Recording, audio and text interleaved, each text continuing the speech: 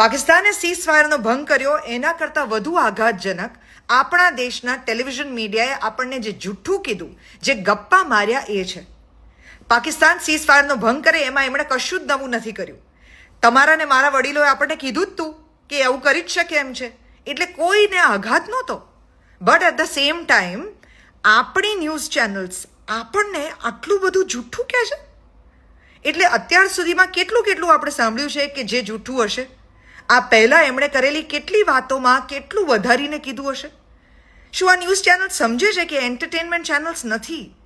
એમણે આપણને પાનો ચઢાવવાનો નથી. એમણે આ દેશની સામે વોર લડવાની નથી. એ પોતે બ્રિગેડિયર્સ નથી. એમના એટીટ્યૂડ, એમની એનર્જી, તમને એવું લાગે કે આ કયા એડ્રિનલ પર રહી અને પોતાના ન્યૂઝ રિલે કરી રહ્યા છે.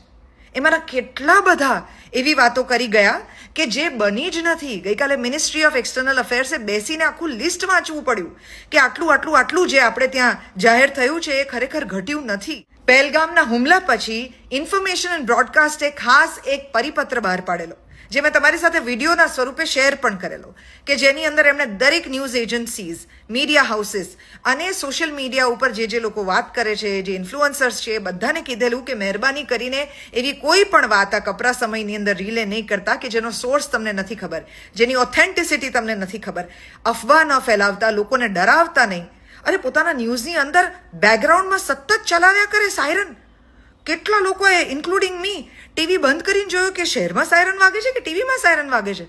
આ કેટલા પેનિક સાઉન્ડવાળી સાયરન છે. એ એકચ્યુઅલી એના માટે જ છે. એ એવી જ રીતે કમ્પોઝ કરવામાં આવી છે કે જેથી બ્રેનને તરત એવું લાગે કે ખતરો છે. એ સાયરન એ લોકોએ કોન્સ્ટન્ટલી પોતાની ન્યૂઝ ચેનલમાં વગાડ કરી અને પ્લસ આટલું બધું જૂઠું બોલ્યા. આખી દુનિયામાં અત્યારે ભારતના મીડિયાએ કેવા ગપ્પા માર્યા એની ચર્ચા થઈ રહી છે.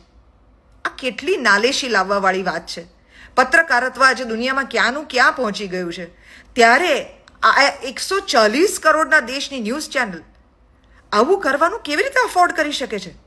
ઇનફેક્ટ આ ક્રાઇસિસનો સમય પૂરો થાય પછી સરકારે એ દરેક ન્યૂઝ ચેનલને અકાઉન્ટેબલ હોલ્ડ કરવી જોઈએ કે તમે કેવી રીતે દેશના 140 કરોડ લોકોને જૂઠું કહી શકો.